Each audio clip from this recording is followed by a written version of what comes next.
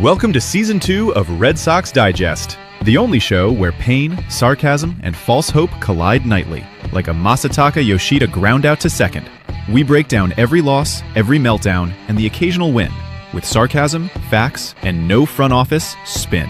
Subscribe today at RedSoxDigest.com, or keep wondering how a wildcard team spent an entire offseason avoiding power hitters.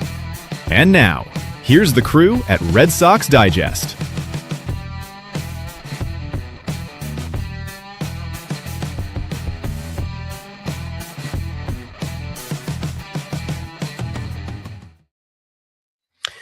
Good evening, sports fans, and welcome to another edition of Red Sox Digest. I am your host tonight, Jim Delfino.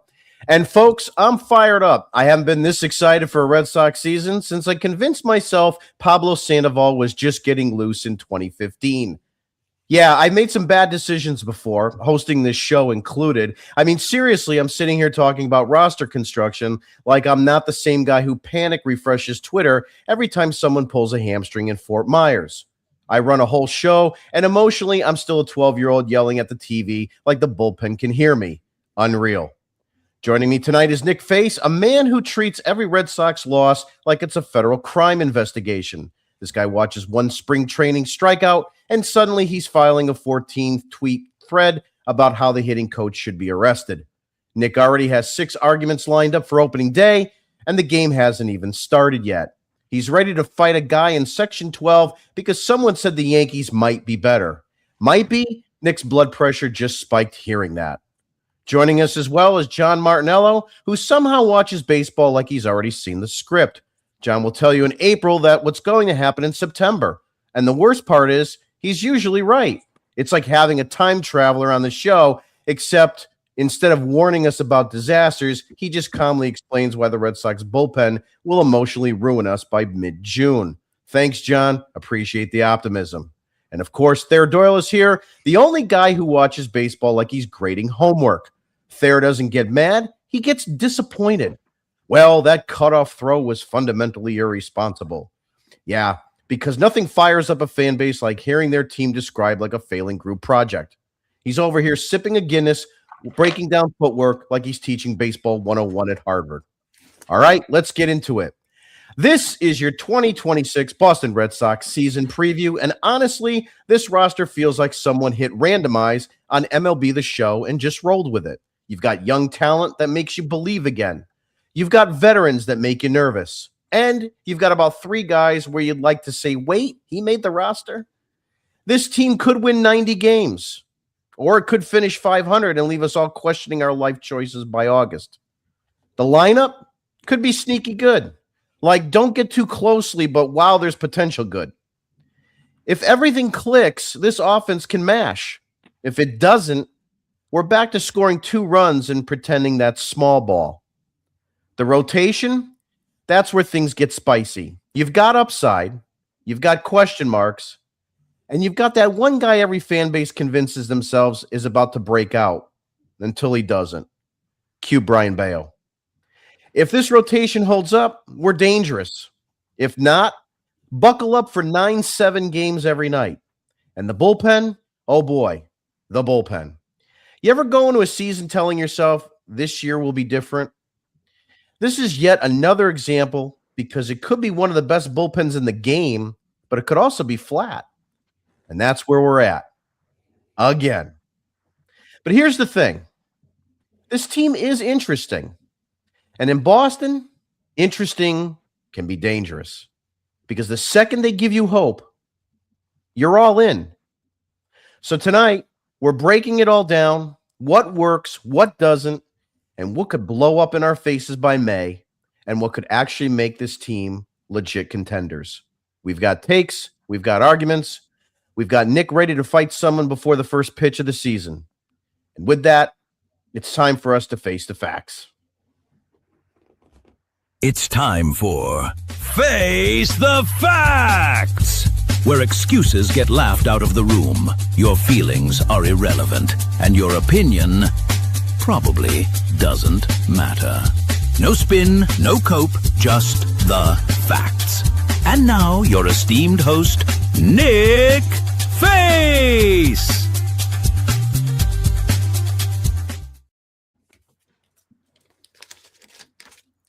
$1 for you, Thayer. There's $1 for you, John. And that $1 for you, Jim. Nah, you don't get it because you don't have a hat on. But anyways, I had to start off with a little bit of fun there. If anybody wants some more ones, I'll be going to the local strip club down the street. I'm only teasing, folks. But we want to get ourselves ready for the 2026 baseball season. And much like you said, Jim, at the start, we really don't know where this team is going to be at come the night prior. This is like the night before Christmas here. And I don't really have excitement. I don't have nerves. I don't really have a feeling in me outside of blah. I feel blah right now. I don't want to feel blah because there's so many question marks going into this season that still bother the Evan Levin bejesus out of me. So let's go with the first thing. You have 6 outfielders, guys. We've had this continued problem for years, and it's still not identified. Do any of you have any idea what the lineup's going to be even tomorrow? I mean, is Roman Anthony our left fielder? I don't know. Is Ceddanne Rafaela going to be in center field most nights? I don't think we can tell you with a straight face. Yes, we don't know that. Wilyer Abreu, is he going to play every day? Or is he going to be sat while a lefty pitches or platooned or rotated? What's the Yoshida saga today? Is he on the roster? Looks it. Is he going to play? I don't know. Duran, guys, he's still here. Are you excited for that? I'm thrilled. Your number 3 hitter, apparently, for your Boston Red Sox. How's that sit? Is it nice for you all? Can't wait for that strikeout to start the season off. The reason I'm going about this right here is that there's a thing where having a lot of things is good, like pitching depth. It's great. It's great to have those arms. But when you have 6 outfielders vying for 3 or 4 spots with a rotated DH spot, that's a problem for me. And let's say somebody gets hot. Let's say Wilyer Abreu, like he did last season, comes out swinging and has to be in the lineup all the time. Well, what if Roman Anthony and, say, Duran are also swinging the bat well? Who's the odd man out? How can you get consistency and a general flow going with that pattern? To me, it screams to be set up as failure. And that's a failure organizationally because this is what you have going into your season. So that's the outfield piece. Your infield piece. Well, outside of Trevor Story, everybody's new for like what, the 5th season in a row? It's disgusting. You have no Bregman. We have Durbin now as our third baseman. I'm kind of interested, I have to say, on what that's going to look like. I am. I think there's some upside there. I want to go into this positive. Going into the season at this point last year, when we said Trevor Story was our shortstop, we were going into this saying, is he going to get hurt? Is he going to play a full season? What's going to happen? Well, to me, I think we're going to see a regression here for Trevor Story this season. I just do. Will we see him maybe move to second base? Will Marcelo Meyer, who's going to be your starting second baseman, at least against right-handed pitching, will be there on your team? Will he slide over to shortstop and take the reins? Again, if he stays healthy. That's the biggest question there. So those are your big questions you have on that part. You got Wilson Contreras as your new first baseman. How will he adjust to now being in the American League in a whole new division and a whole new atmosphere? There's some upside there. I think we could count on about an average of about 20 home runs, give or take 60, 70 RBIs. I'm cool with that over injury-prone boy who should be a witness protection program, Tristan Casas, who is not on the roster to start opening day, thank God, and get that ugly bug out of the way. The other question mark, and I'm just going to go over the infield, and we're not going to go into the pitching side because I want to make sure John and Thayer and have their equal time. But my other big concern here going into this season is catcher. I have to say it. I don't have faith in Carlos Nevarez as my everyday catcher right now. I don't like what I saw as the season progressed with him, with breaking down and carrying on a workload that was too much for him. I give him all the credit in the world for coming into a situation where he was your backup. Connor Wong was your starter last season and then took the reins and then played hurt. I completely get that. I accept that. That was great. I appreciate that.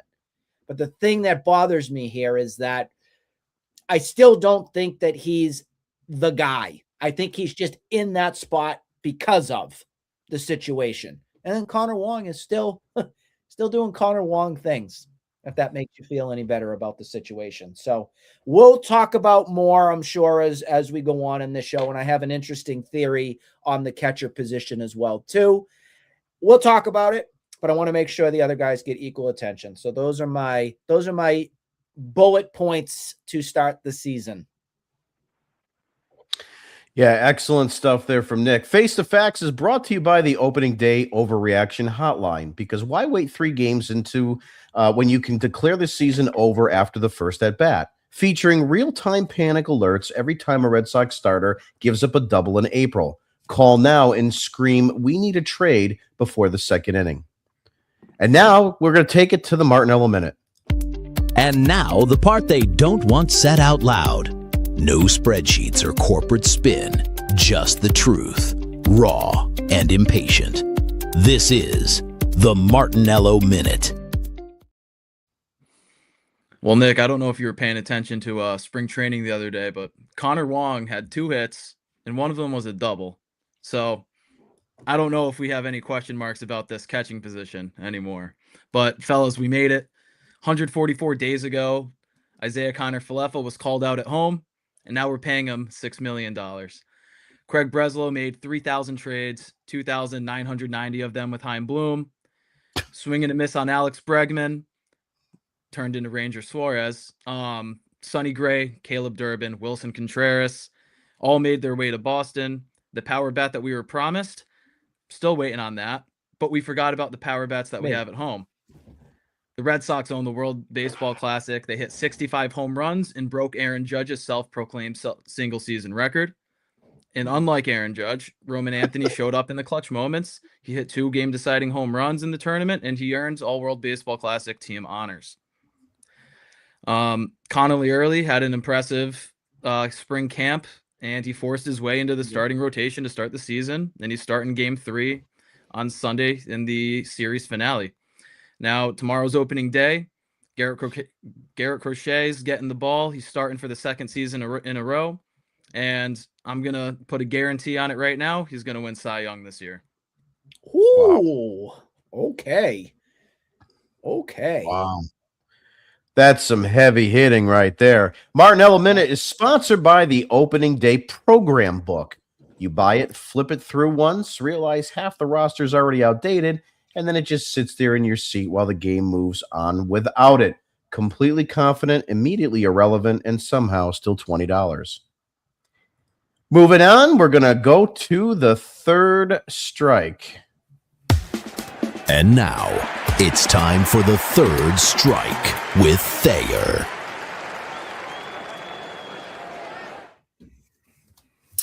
All right, I can't believe I'm going to take this stance, but I am positive and I am looking forward to this season. Nick, I understand all of your concerns. I see them. I've heard them, especially the pieces about the front office. I've been talking about that all last year. What I want to focus on this year is pitching and defense wins championships. And I'm hoping that whatever moves they've made, and yes, they didn't get us that power bat, and the lineup is still left-handed centric. But if you look at the starting rotation, I think they are, at least right now, especially with the injuries that are sort of going on in New York and in Toronto, they're probably the best rotation in the American League. And that, we'll all say, oh, if they're healthy, but that's the same thing with everyone. The injury bug, we're not even going to talk about that. From a starting rotation standpoint, I think we have the best. Also with the bullpen, do I think that Chapman and Whitlock are going to be as dominant as they were last year? No, I don't. I don't think that's possible to do that back-to-back. If they're consistent, they'll be fine. And I also think this gives us opportunities for guys like Slayton to step up and maybe sort of even that bullpen out where the other guys aren't quite as dominant, but at least now we have a third guy that maybe we can turn this into a 6-inning game. And with the starters that we have, I think we have an opportunity to win 88, 89, 90 games, make it into the playoffs. And with this rotation, there's no telling when you go Crochet and Suarez, bona fide pitchers that have shown the opportunity to pitch well in the playoffs. I will give them every opportunity to do what they do. And we saw it last year with the Yankees. If you're not hitting home runs, you don't win. This team isn't going to hit home runs, but if they catch the ball and run the bases well, I think they have an opportunity. Great stuff. Third Strike by Thayer is brought to you by the opening day brand new baseball. Perfectly clean, full of hope, and about 12 seconds away from getting absolutely launched into the left field seats. Pristine for a moment, then immediately ruined, just like your expectations. All right, I want to start off with some talking points. The first thing I want to talk about, and Thayer just kind of alluded to that, is the arms race, okay? For the first time in years, the conversation in Boston isn't about who might pitch, but how dominant this rotation could be. Obviously, we finally have the ace we've wanted since Chris Sale. Garrett Crochet is coming off a massive 2025, enters 2026 as John's choice for Cy Young Award.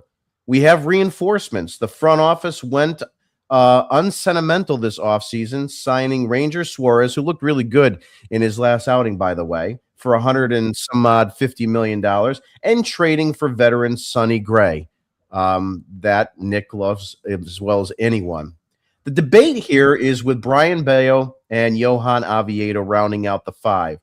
Of course, now Connolly early in the mix. My question, I'll start with you, Thayer. Is this the deepest, since you already commented on it, is this the deepest Red Sox rotation since 2018? Yes. I think we have up and down, especially with early available. You're looking at 5 to 6 starting pitchers who can be above 500.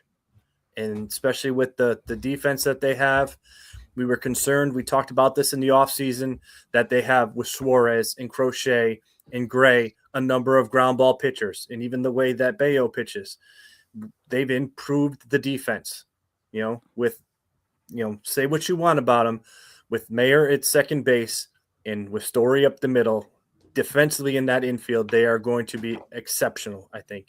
And Contreras is going to do a nice job at first base. So I think they're in a good place. And ironically, and this is probably going to sound foolish, but my hot take is I think really Oviedo is going to be the key to this season. If he is a starting pitcher, we're going to be in excellent shape because Early and Tolley can sit in Worcester and just get themselves developed for next year, or at least to help down the stretch. And right now, if they're going to have him in the bullpen, if he can be a dominant bullpen piece, that's going to be important. If he's a flop, then we're in trouble because Early's simply going to come up to replace him. When Early's on this team, he needs to be someone who is also an addition and not a replacement. So I think that's where Oviedo is going to be the most important aspect to this starting rotation and to the pitching staff in general. Yeah, some good points there. One of the things that I think, and John, I'll go with you next, but one of the things that I'm interested in with Connolly Early, I think we're all big fans of this kid. Obviously, he has the poise.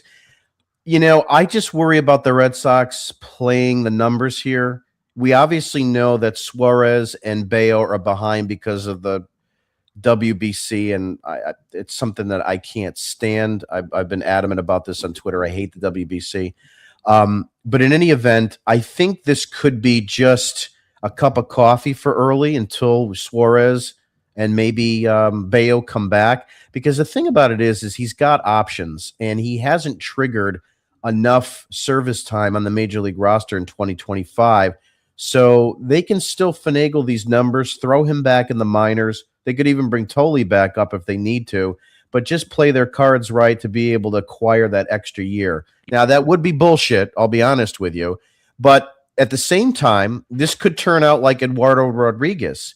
If you guys remember, Eduardo Rodriguez was brought up, and it was a similar situation. I think it was injury, and he pitched really, really well that they just couldn't bring him back down. So I think that's something to look for, early in this season, how well or how poorly Early pitches. And if he pitches poorly, it'll be a simple move to bring him back down to the minors. But if he pitches very well, it's going to be hard pressed to take him out of that rotation.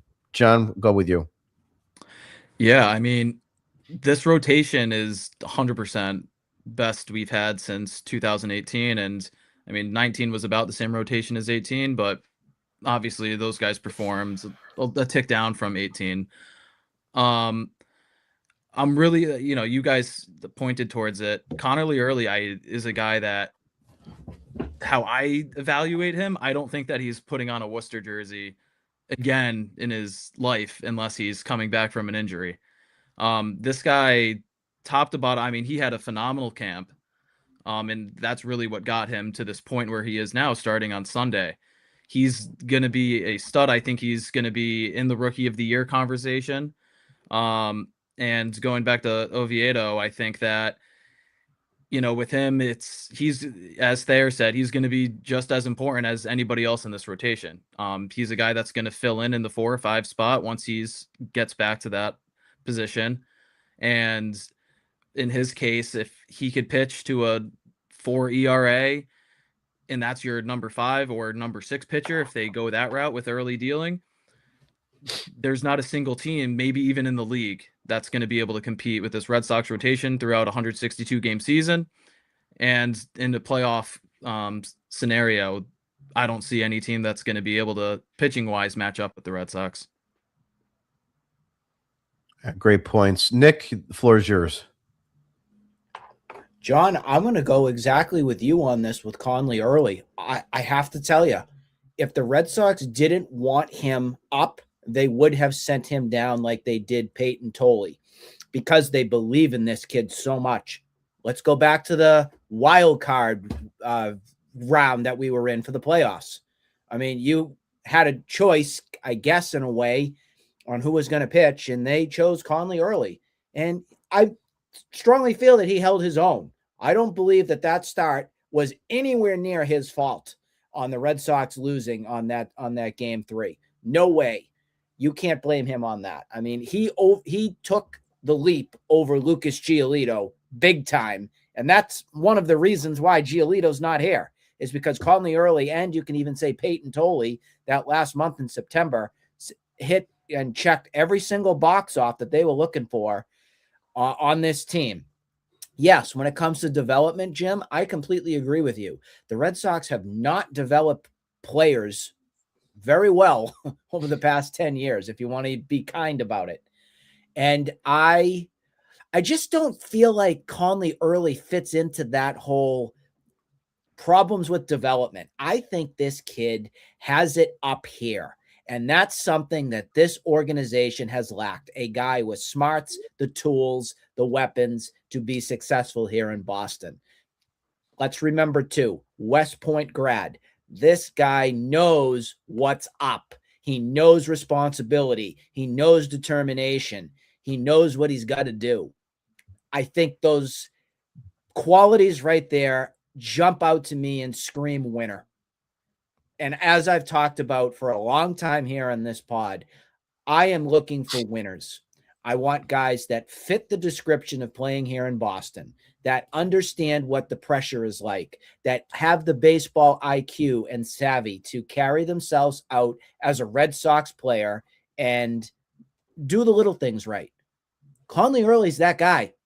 And I think the quicker we realize this, the better it's going to be with understanding that I think this kid's very, very special. Very special.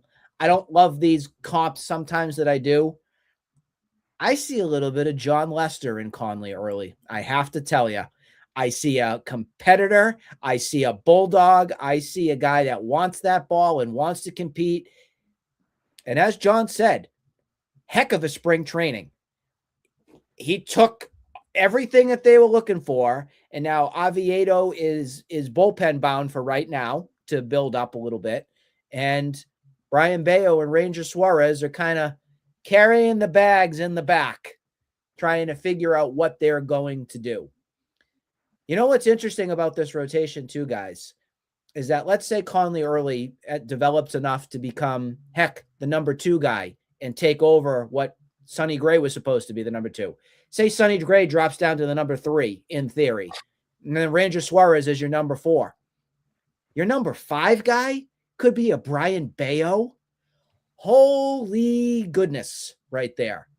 And I didn't even mention Oviedo, who I also agree with you, Thayer. I think he could be a secret weapon for this team in whatever role he's going to be. If he's in the bullpen, get out there and get the outs that are in crucial spots and do everything that you're looking for. Could Oviedo be that guy that's that 6'7" guy, that swing man? Maybe. I don't really want him as my long guy. I want him in a role that I think he can really solidify this team and make them great. So, yeah, you're seeing a little passion from me. You're seeing a little bit of, wow, could this team actually do something this year? I'm excited about the rotation. Nick. I'm excited for the rotation, guys, and I'm not faking it. I'm not. I'm being real. I'm being authentic. This is the most depth we've had since 2018, 100%, when you had Chris Sale and David Price and Nate Eovaldi, all those guys that were mapped up there. Eddie Rodriguez, who was there too. So depth-wise, we're in a tremendous spot that other teams, I think, would wish they had this luxury. Yeah, there's no question that the rotation is one of the strong spots, and that's obviously the way that Breslow decided to construct this team, after losing out, if you want to call it losing out, on some of these free agents because of the lack of wanting to spend the money or the years or however you want to dice it up. But, they went into full, run prevention mode as it relates to, pitching and defense. If they brought it up, today, even if Marcelo Mayer is a bust with the bat, he's going to be smooth with the glove. And, we're going to prevent runs. We're going to prevent, we're going to prevent giving up extra outs, giving up 4 outs or 5 outs in an inning because of stupid booted plays or throws that, different first basemen over the course of the last few years haven't been able to get. It's going to be an interesting thing. I have some thoughts on that infield, but, just getting back to the rotation, if Early can take the step and be your number 3 and you got a guy like Bayo as your number 5, it's a nice place to be. And, obviously, God forbid there's any injuries, we got some guys that can step up, hopefully, like Oviedo back in or Tolley or whatever the case might be. So it's definitely a strength. Moving right along to our next topic is about Roman Anthony. So the Roman Anthony era, is it going to be hype versus reality? The talk of the baseball world is officially here. Roman Anthony isn't just making the roster. Obviously, he signed his long-term deal. The impact, analysts I've read are calling for a Fred Lynn-esque rookie impact. Can a 21-year-old really carry the middle of a lineup, even though he's going to lead off, that lost some of the power, especially in Devers and Bregman? If Anthony struggles in April, does the offense have a plan B, or is the season's ceiling tied entirely to his bat? In other words, are we, as the Red Sox go, or let me put it this way, as Anthony goes, do the Red Sox go? Nick, your thoughts? If you want pressure and if you want to figure out where this team's going to go, pitching aside in defense, I think we can all say, all 4 of us, that we're very happy and pleased with that. You got to hit the ball. And I'm sorry, I haven't yet seen enough to say Roman Anthony will be the AL MVP this season. I want to believe that, and I think that he has every chance to do that. But this is a guy that also got hurt last season. And we need to see, number 1, durability to see what he can do. And we need to see what a full season looks like here before we call him Mike Trout 2.0. I'd love to do that. And I think he has every ounce and chance to do this. But the problem here is that I think we don't even know lineup-wise where he configures. I think Cora's going to put him at leadoff, but I don't like him at leadoff. I've been not for him leading off. I think we need to see him in a, I'd say the 3 spot at least. I think that I just don't think he's a leadoff guy. I would even put him a little bit lower, but the Red Sox don't have that luxury because we have so many question marks with this lineup. We just don't know who's leading off. We don't have a truly a two-hitter. We don't have a true three-hitter, at least yet. But we also have evidence from last season. When Roman Anthony went down, the Red Sox crumbled like a cookie. I'll use Mayor Menino, God rest his soul's comparison. When the cookie crumbles, and the Red Sox cookie crumbled into a million pieces after Roman Anthony went down.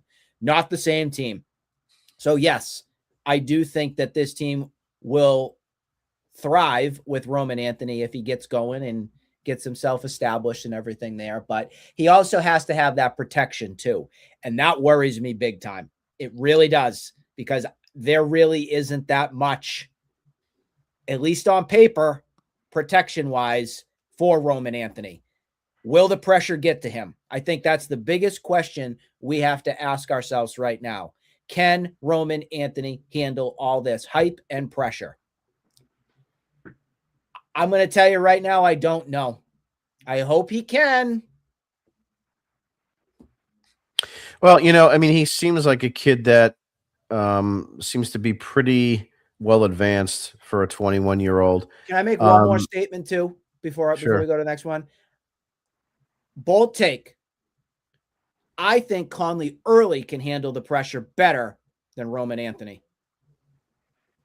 Yeah, it's interesting. Look, here's the thing about Roman. I think in a perfect world, I would not want him as my leadoff hitter. Thayer and I grew up in an era where your best hitters were batting third and fourth. Then that kind of changed to the number 2 slot. Now you're seeing it in the 1 and 2 slots because these guys want to get the most at bats and so forth. But I think when you really start looking at this lineup and the holes that this lineup really does have, in my opinion, I think they're stuck with Roman Anthony being the number, the number 1 hitter. And for this reason alone, if you're going to have Marcelo Mayer bat 8th, then you're going to have Rafaela bat 9th. This is hypothetical. If you're an opposing manager, this is a very good opportunity for you to bring in a left-hander, to neutralize maybe the 7th, 8th. And Rafaela is not good against lefties, surprisingly enough. So, you could neutralize that. If you have Anthony batting leadoff, it might change that dynamic because you're going to turn that lineup over again, and he's going to be there. So I'm not so sure that Roman Anthony's the guy that needs the protection. He's going to have to be the guy that can do everything. And that is a lot of pressure, like you said, Nick. But the bottom line is that I've said it before on our show. He needs to be vintage Mike Trout, 2018 JD Martinez. Can he do it? I don't know. I think he's got number 2. Our winning seasons are 2013s, our 2018s, 2004, 2007. The common denominator to all of those things is you had a Manny Ortiz, or you had a JD Martinez and a Xander Bogaerts, or you had Mike Napoli, David Ortiz, Dustin Pedroia. You had that. You can't even say anything right now for this team because it's all a question mark on the lineup base. So that's where my comment was coming from, a protection standpoint.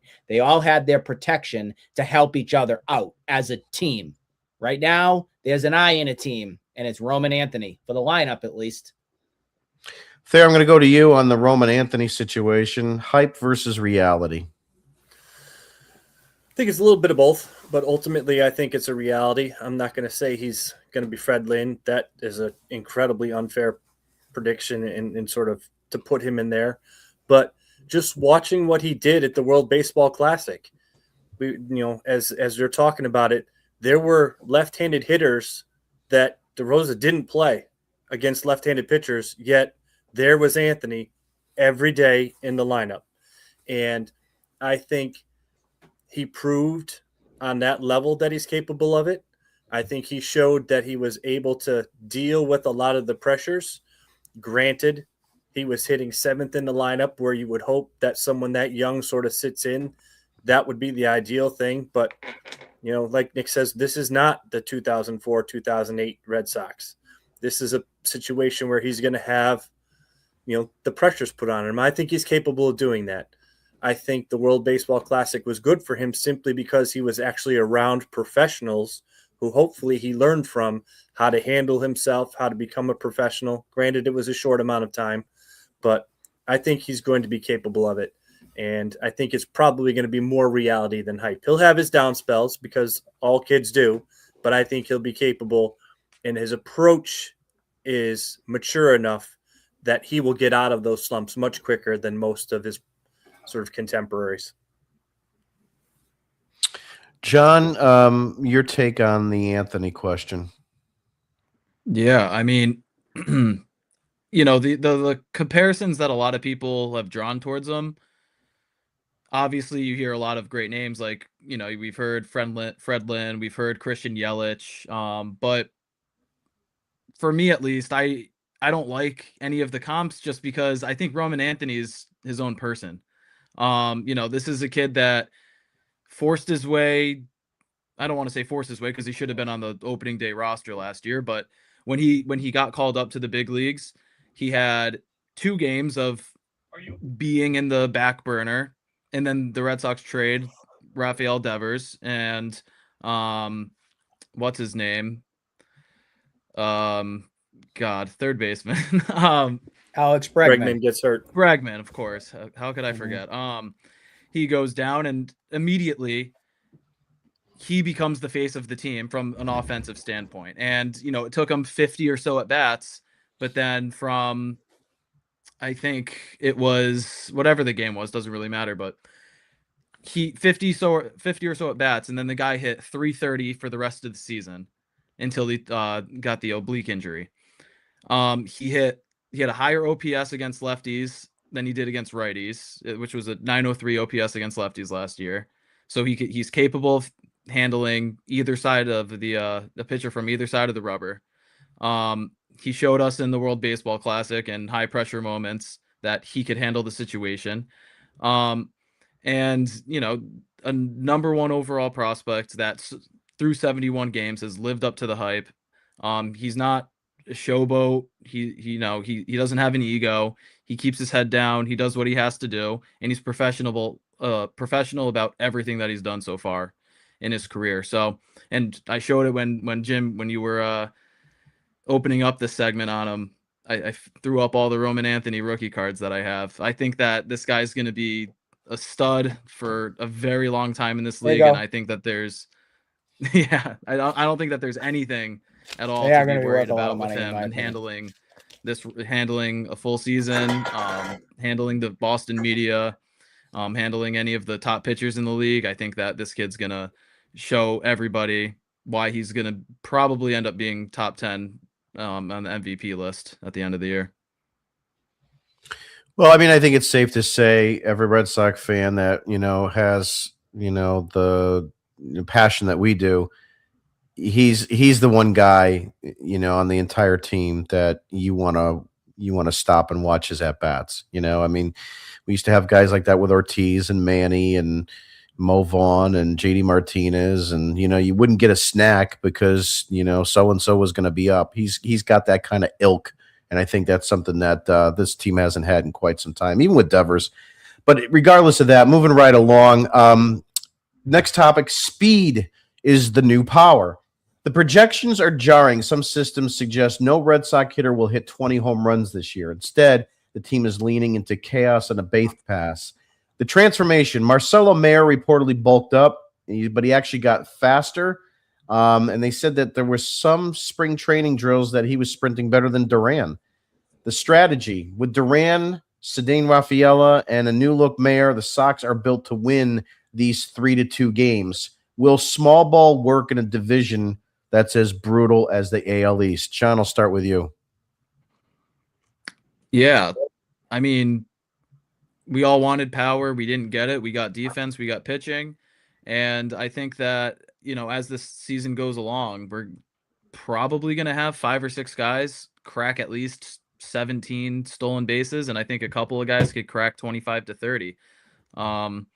So they strayed away from the power aspect and diving into just hectic base running. We'll see if that pays off, but Just the direction of the team, or the face of what this team's going to be, there's no power included. And I think that we're still going to have a decent amount of power. I think that there's a couple guys that could get close to the 30 home run territory, but I think this team's going to thrive on stealing bases, turning singles into doubles, doubles into triples, scoring from first on balls in the gap that typically you wouldn't. And, this is the identity of the team, and it's what they're going to have to do if they're going to be in the playoffs. Thayer, your take. The speed be damned. It's going to come down to their offensive approach. They have to take a contact approach. We talk about, guys aren't going to hit 20 home runs. They may not, but if they're all trying to, we're going to have a lot of trouble. If they come up with the idea of, like John was saying, you get a guy on base and you work the gaps and you put balls in play and you create sort of havoc, but you're creating controlled havoc and controlled chaos. You're not just running to run. You're running at the opportune time. You're taking advantage of situations. You're pressing the envelope where it needs to be and not just being kind of reckless. Then they're going to be in excellent shape. But again, it comes down to, Nick's buddy, the hitting coach. What are we teaching? Are we teaching launch angle and go for the downs? Or are we talking, cut your swing down, make some contact, and let's stop striking out as much as we do? If they can do that, then they will, without a doubt, be a contender in the American League. Nick, your take. I was getting really itchy on this subject. You knew it. Gentlemen, since 2019, Pete Fatse has been the hitting coach or been assistant hitting coach or some sort of thing in this Red Sox system. Can I get in writing that the Red Sox will be changing their approach this season for gap hitting and contact? Because if that's the case, sign me up, because I agree with this take. Speed would win. The problem here is we think we're muscle man mania here. Launching the ball out of the park has been their MO since Pete Fatse's been here and been employed, and he's still employed. The thing that we were screaming about all offseason was to improve contact hitting, situational hitting, move the ball to or hit the ball and get on base, move the runner to the next base. And this team has failed to do that since 2018. They have. I can give them a little bit of credit for 2021 because they at least got to the playoffs and we can say it was semi-successful. But the problem here is that I need to see it to believe it. If Jarren Duran is changing his approach by going opposite field and dropping the ball down the left field side to get on base and become a singles, doubles hitter, gap hitter, great, because that's exactly what we want. So that would improve that category right there for speed. Well, Trevor Story cut down on his long swing and finally, for the love of God, hit the ball into the gap and stop thinking that he's Mr. 35-40 home run dude. Willie Abreu, is he still going to swing out of his ass constantly, or are we going to see an adjustment at the plate where the guy's going to be locked in to not strike out 20,000 times, make contact, but also get your power when needed? I think the one player that we got this offseason that you can say with a straight face that will give you contact and will get on base is Durbin. I think that right there will improve at least a little bit, depending upon where he's slotted in the lineup, to be getting on base and making contact. But Bo Bichette was the big guy that we all wanted. That was the one that we thought that was going to help us to get to this point where we could successfully get on base, steal some more bags, move the ball around, and become a better team. I'd love to see this become the new speed demon, because if you get Duran and Story and Rafaela and all these guys on base running, you're going to win ball games. But you have to get the bat on the ball, and they don't do that. They just don't, and it drives me up a creek. Well, I think it's something that they need to just do this season. I mean, Durbin seems like he's a good contact guy, and they've got to get more contact out of guys like Rafaela. They got to cut down on their strikeouts. They have to, and they don't have the ability to just have that launch angle and make hit home runs on every pitch. So It'll be interesting to see. I like contact ball. I do. I mean, I like homers. Who doesn't? But I like contact ball. I like seeing the lineup flipped over. But we'll see. Moving along on the infield health gamble. The Red Sox are banking heavily on two players with injury-prone labels, obviously Trevor Story and Marcelo Mayer. After years of wrist and shoulder injuries stalling his rise, Marcelo Mayer is finally the opening day starter, as it was announced late in spring training. Mayer looks physically stronger than ever. If he's the true 2021 draft version of himself, the Red Sox infield obviously could be elite. We want to keep an eye on his range, obviously, if he's going to play in Cincinnati with some left-handers and so forth. But this is a full experience of Mayer over 162 will be very interesting if he can, play an entire season. Couple things to chew on with that comment. The Red Sox will have Marcelo Mayer as their opening day, quote, call it, second baseman. He will represent the 8th opening day second baseman for 8 consecutive years since Nunez. 8. He's the 8th one. That's absolutely insane to think that we've had 8 different guys start second base for this team. Add to that the fact that this Boston Red Sox team with Wilson Contreras at first base, how many games is he going to play at first? The Boston Red Sox have not had a first baseman play more than 100 games in a season since 2011, Adrian Gonzalez. That's startling. 15 years that no first baseman has played 100 games plus. And the last part that I'm going to bring up, and then Nick will go with you. If Trevor Story had opted out, you would have a complete brand new infield for 2026.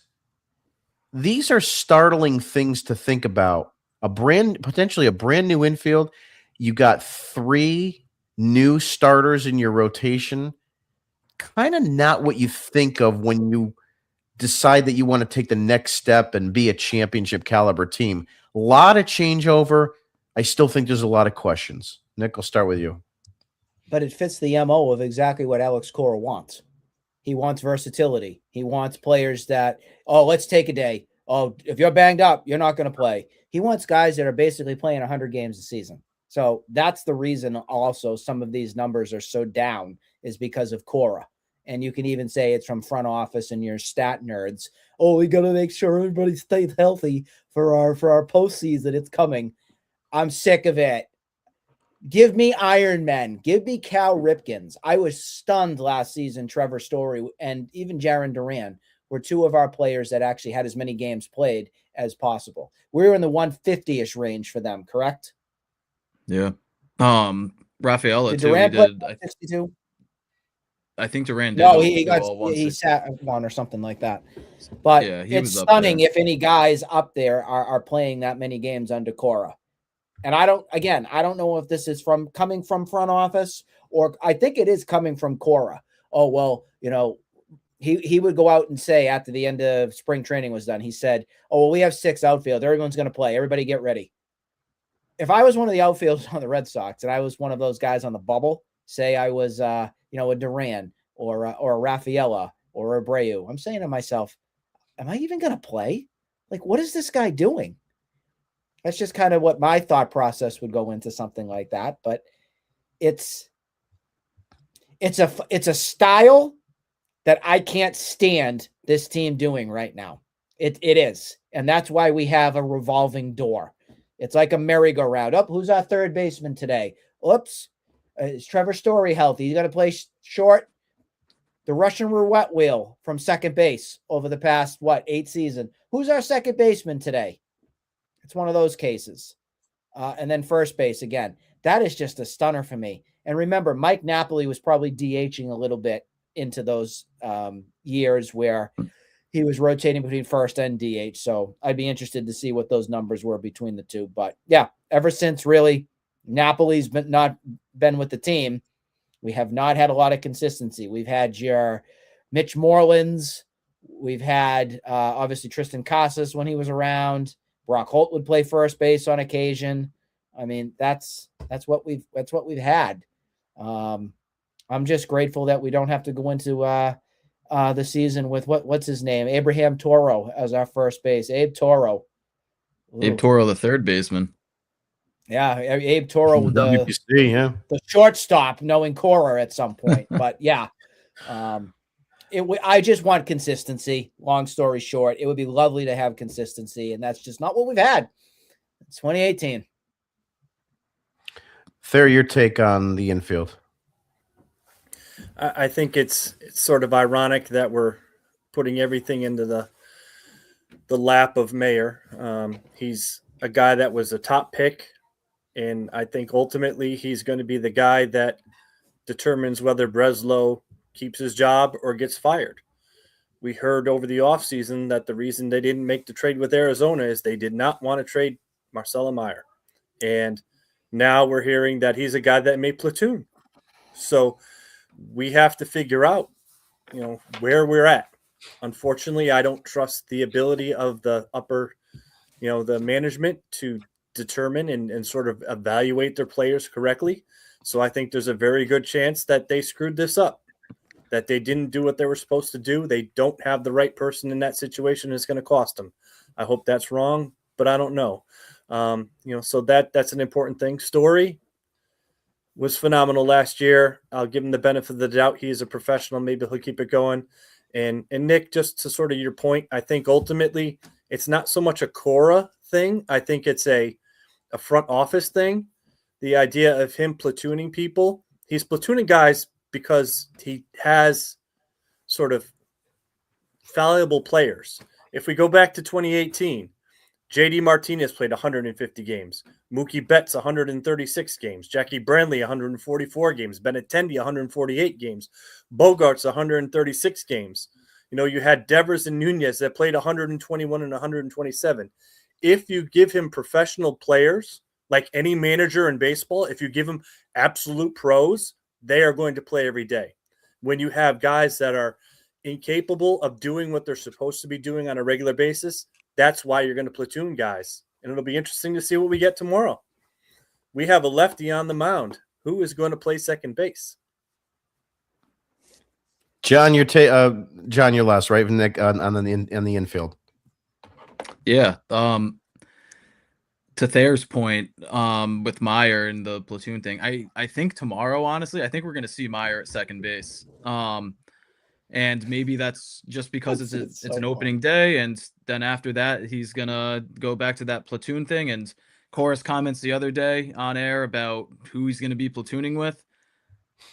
If it's the 536 OPS, Isaiah Kiner-Falefa platooning at second base over 837 OPS, Monasterio, that I can't explain, and that's that's got to be coming from the top, but. Then again, you're paying IKF $6 million, so it is what it is there. But the infield, I mean, platooning is. I think it's just going to be Meyer. I don't see anybody else getting platooned. Substitutions later in games, 100%. With Cora talked about throwing in Yoshida for a catcher in late innings because we have Connor Wong back there, and then once Mickey Casper and even Isaiah Kiner-Falefa, who has catching experience, never want to see that happen ever, but he's played catcher before, so there's an option. But again, and as Jim and Thayer and Nick, you guys all brought up, the Cora loves his versatility, and I think guys are all going to be getting into games, but it's where they're deployed. We're going to see Rafaela get subbed out in the 8th inning when there's a righty on the mound for Yoshida or for Duran if he's not in the lineup that day for whatever reason. Everybody's going to get in. It's kind of just when they are deployed, and Cora has to pull the right strings on that. And as far as the gamble goes on the infield defense, it obviously just comes down to health. If Story goes down, who the hell's going to play shortstop? If Meyer goes down, we have the Nick Sogard, we have the Nate Eaton, we have Andrew Monasterio, we have Isaiah Kiner-Falefa. We have spots to fill there, but if guys start dropping like flies, the whole the whole identity of this team is going to be thrown out the window. And then how good are these guys going to be that fill these gaps? I can't say that I have the utmost, what's the right word? Faith in Andrew Monasterio. I definitely don't have the faith in Isaiah Connor-Falefa. Nick Sogard, I'm a fan of. Nate Eaton, I kind of like. But, all the depth that this team has, as soon as one guy drops in the infield in the right spot, everything can crumble. Yeah, I mean, look, this is the Boston Red Sox. You shouldn't be dealing with a guy like Isaiah Connor-Falefa. I mean, seriously. You know what? If that's the case, then just let Mayer play. Let him struggle against lefties and try to figure it out. I mean, this is ridiculous to have guys like this on this team. I mean, the fourth richest baseball team in the world, and they're dealing with guys that should not even be on a major league roster. Just drives me nuts. If I could throw in one more thing, sure. The first 18 games of the season, it looks like the Red Sox are only going to face 2 to 3 lefties in that entire time frame. We have Andrew Abbott that we're going to see tomorrow on the Reds, and then Houston has all righties that are going to be lined up against us. San Diego has all righties in their rotation. Brewers, maybe you see Kyle Harrison on a redemption game. The Cardinals have only Matt Liberatore as a lefty, and then the Twins only have right-handers in their rotation as well. So I think we're going to see a ton of Meyer, at least to start games in the beginning of the year. All right, so finishing up, we're actually going to talk about the actual matchups and actually games, which we haven't been able to do since, October of last year. I know. So starting tomorrow, the official Red Sox season begins in Cincinnati. We have a 3-game series. Thursday is a 4:10 start. Saturday is a 4:10 start, and Sunday is the series finale at 1:40 in the afternoon. Your pitching matchups for this game tomorrow is going to be Garrett Crochet against Andrew Abbott.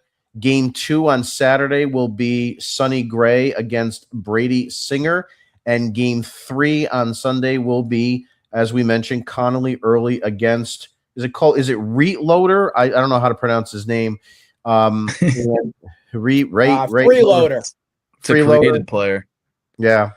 Okay. So with that being said, Thayer, I'll start with you. What are your projections for this series? How do the Red Sox fare? How will they finish it up? I'll say 2 and 3. I think tomorrow you see Crochet come out, and I think he'll get the job done. I think we'll get enough offense, and we'll win that one relatively comfortably. My guess is somewhere along the lines with Sonny Gray. I think that's where you'll probably see some offensive faltering for the Red Sox, or the Reds will come out, avenge themselves and go from there. And then the early will win the 3rd game. Go for it, John. John? Aaron Judge has a golden sombrero on opening day. Loves the strikeout. And yet they're still winning, 7-0? So 2 out of 2 out of 3. You're picking 2. I say 2 out of 3. Yep, with Game 2 probably being a loss. John, what's your prediction for the series against the Cincinnati Reds? I got a clean sweep. Garrett Crochet is going to be Garrett Crochet. He's going to get the strikeouts. He's going to get the innings in. And then especially for opening day, you're probably going to have if Crochet goes 7, you're going to have Whitlock in the 8th and Chapman in the 9th. Probably going to hold the Reds to 1, maybe 2 runs in that game. So offense, even be subpar, you should come away with a win in that. Game 2, Sonny Gray, Brady Singer. The Red Sox and Brady Singer's career, 31 for 100 off of him, only 22 strikeouts and 3 home runs. Duran's hit 300 off of him. Abreu's 2 for 5 off of him. So I'd expect the offense to actually show up pretty well in that game in case Sonny Gray doesn't have it like how the last couple starts for him outside of the last start in spring training wasn't finding the zone too much. So I think the Red Sox in a scoring game come away out of that one. And then game 3, Connolly Early versus created player. Connolly Early is going to do what he's done in his limited time with the Red Sox. I think he's going to deal. I think he's going to continue to impress all of us. And bold take for game 3 in that series. I think Roman Anthony's going to have a multi-home run day. Nick, what are your projections for the first series of the year? That was very unique. Creative player. I like that. And you said it with a straight face. That was good. Yeah. Right now you're winning the Emmy Award. No. Appreciate that. I feel bad, guys. And I feel bad for Terry Francona. And the reason I feel bad for him is he's going to get a broomstick. And I feel bad for him because best manager in Red Sox history. But I think the Red Sox are going to sweep the Cincinnati Reds as well. I think tomorrow, though, I don't know what really to expect on Garrett Crochet. He had a rough spring. I'm curious to see if he puts that behind him right away. I am. I hope this doesn't come down to a bullpen game, but I still think the Red Sox can prevail in it. I'm not saying it's going to be too much of a damage, but I don't think we're going to see like the pristine Garrett Crochet like we're accustomed to. I think he's going to have to figure out some adjustments to get him going and ramped up, but nothing to take away, John, from like a Cy Young or anything like that. Everybody has their ups and downs, but if he gives up 3 runs or something like that, that's, we're still winning the game. That's fine. I think the biggest surprise here to start the season here will be Sonny Gray. I think we're going to like what we see from Sonny Gray. And I think his start that we'll see on Saturday will be very promising and something that I'm hoping that he can build upon. And I hope that we can get some of that confidence and trust into a guy like him. For some standouts for the series, Marcelo Meyer, I'm going to put you on the spotlight, dude, because I think there he is. Let me get into my Marcelo act. Hold on. Because I think he's going to rake. I do. I think he's going to rake. I think he is.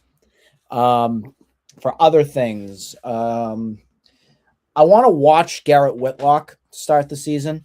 I wasn't too thrilled with obviously that last WBC thing. He shouldn't have been in the situation that he was, but I just hope that he's not overworked already to start a season. That really bothers me a little bit here because we all look at Whitlock as one of those guys that is kind of made of glass. If this team has to lose Garrett Whitlock for a significant amount of time, we are doomsday scenario here because I don't know who else is going to slot into his role. Maybe our new guy, Tommy Kaly, who we signed, can get ready. That's another nice depth piece that I like that the Red Sox did, but I'm not ready to put that baton yet to Justin Slayton. Oh yeah, if Whitlock goes down, Slayton, you just slide in. Weissert, I'd like to see a little bit on. He had a good first half, but then second half he just went down the drain. Cora was milking him like a cow. Oh, him and what's the other guy that we had that we don't get to? Bernardino. Yeah, Bernardino should file it.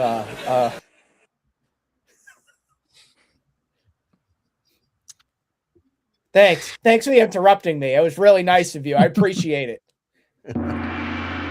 Yeah, thanks. Gong you. I just hope that we have an okay Garrett Whitlock heading into the season. That's the biggest thing to look at, and I don't want to see him get overworked because that's a very important piece in your bullpen. If he goes down, that's not good. So let's watch for that.